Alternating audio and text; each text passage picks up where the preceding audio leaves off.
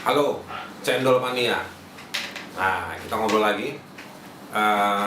Edisi kali ini kita bicara soal angka bantuan atau alokasi uang untuk bantuan bagi masyarakat.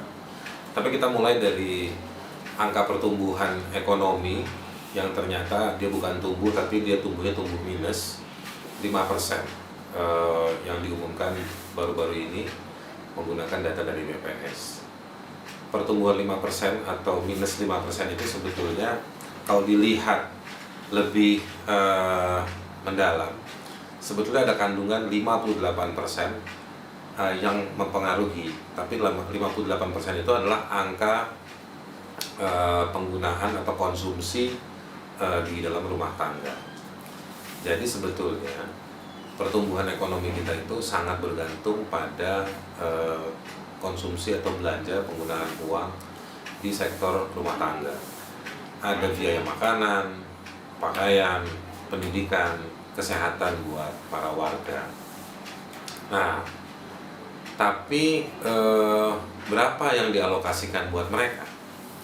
Nah, baru-baru ini muncul angka, kalau di risetnya teman-teman Lokataru, itu hampir 700 triliun dana yang dialokasikan. Tetapi dana tersebut tidak semuanya untuk ekonomi rakyat menengah ke bawah, dan juga tidak semuanya untuk penanganan COVID.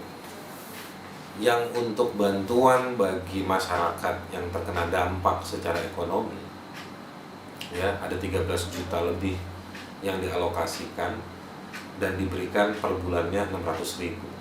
Kalau 600.000 itu dikali ke 13 juta sekian, itu hanya ketemu angka 8,2 triliun. Jadi 8,2 triliun dibandingkan yang hampir 700 triliun tadi itu jauh sekali.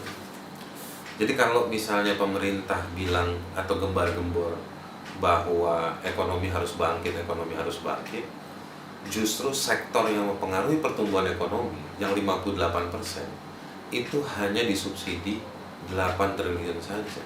Padahal duitnya ada sampai 700 triliun. Quick Yanzi pernah tanya, sebetulnya duitnya ada atau tidak? Tapi kita nggak usah bahas lah pertanyaan tersebut. Yang kita mau bahas atau yang kita bisa pertanyakan lewat acara Cendol ini, kenapa alokasinya minim sekali buat masyarakat kelas menengah ke bawah? Kenapa hanya 8 triliun dari duit yang hampir 700 triliun? Ya, sektor-sektornya yang lain yang diberikan dari hampir 700 triliun itu pariwisata. Ya kan?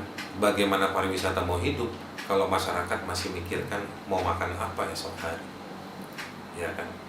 Lalu sektor pajak. Kalau sektor pajak berarti duit yang hampir 700 triliun balik lagi ke negara. Dia nggak bakal mampir ke masyarakat di menengah ke bawah.